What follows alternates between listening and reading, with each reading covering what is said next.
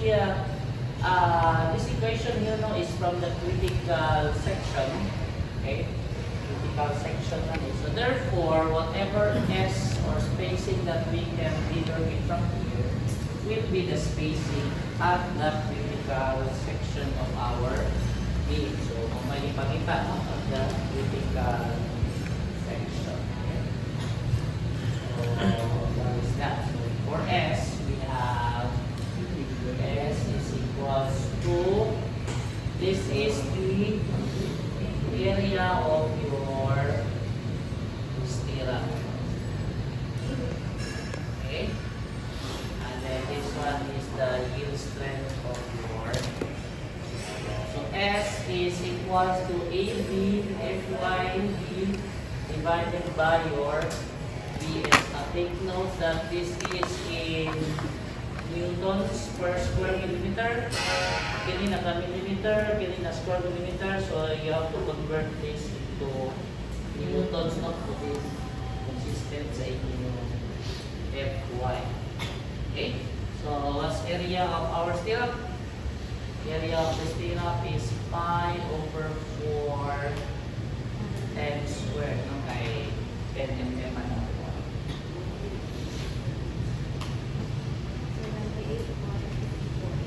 78.54 square. This is 78.54 square millimeter times 2.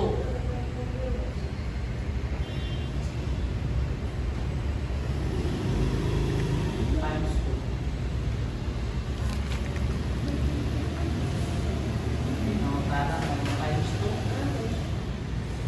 Times 2. So, the cracking kay lima, di ba? Iguana kay cross hirapan. Okay? If you're looking at the one side, so if you're looking at the section ng view, ang maiguan ng cracking actually is duha ka portion. So that's why duha siya sa area.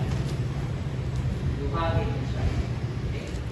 Dili na pwede malisa no? Because in our home, di mata pwede nga isa lang ka ano, that's why bawat yung tanang C na may mga C. Muso ni siya sa mga lintel beam. Yung kabilya niya ana lang. Puso ni siya sa kanang mga header ng kanyang mga biblia, kanyang mga bitana.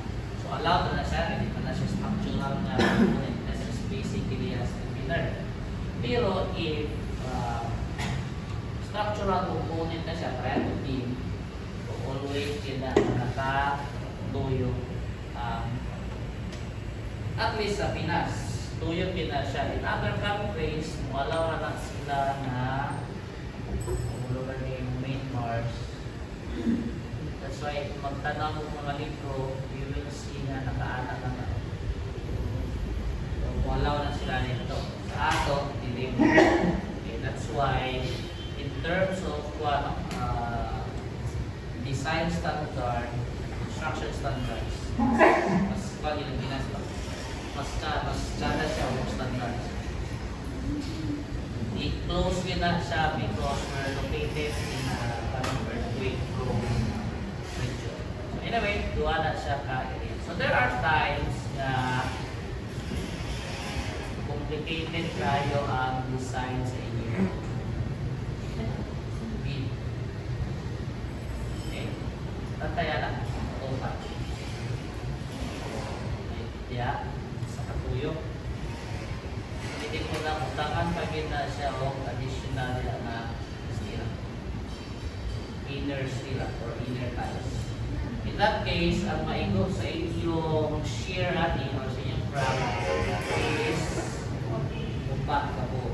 So, mahimo po ni siya upat. Kailangan mo na makiyan siya i-multiplier. Okay? So, yung most cases, duha na siya. But there are cases, again, hindi nga pagka-plasta, you will have a different moment time. So this is your, the area of your 10 mm.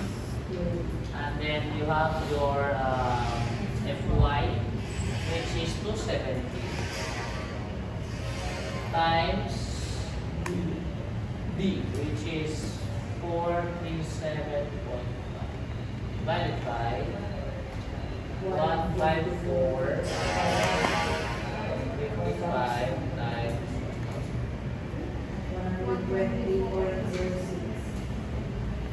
120.06 million.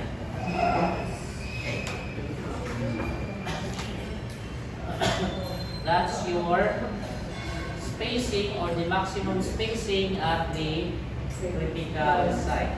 Okay, so 120, that's around 5 inches. No?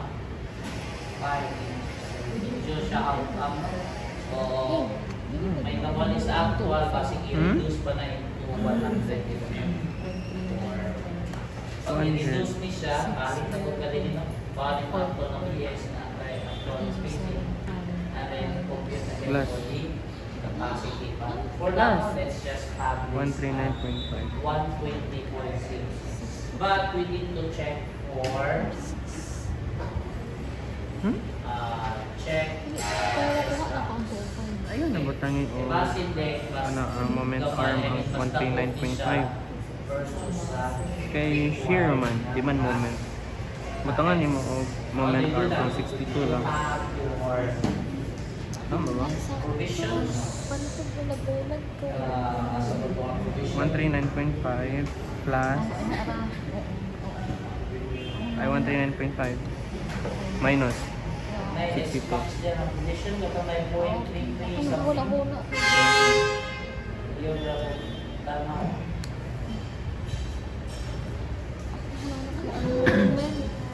Pag shear lang ba ya o lay moment arm? Mo kung idea ka ganyan na. Wala ko kabalo sa yung distance. So na tayo DS or S max, no? Check S max, you have DS Moment. less than or equal. If this is less than or equal to 0.33 of the square root of x prime dt, BW sa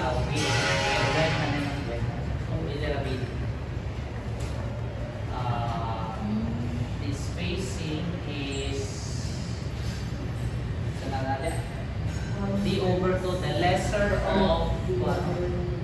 The minimum between d over 2 of 600 mm.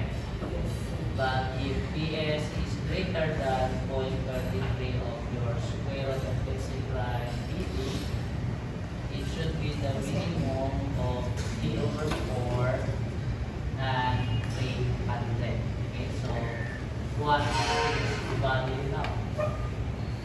Pila siya? 0.33 FC prime. Our VS is 154. 154.55. So greater than wala siya. Pila ni? 0.33. Yeah.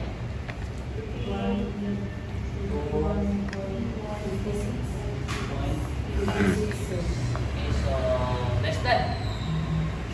So less than siya. So less than man is siya.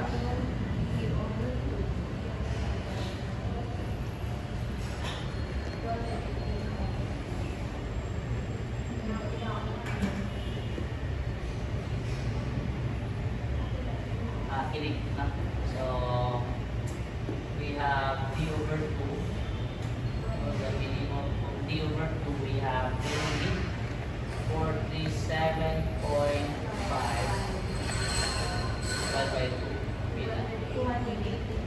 118.75 at isa kay 600. The lesser man daw doon, the minimum man daw. So this one, compare this one with your spacing. So, mas gamay. So, okay lang siya.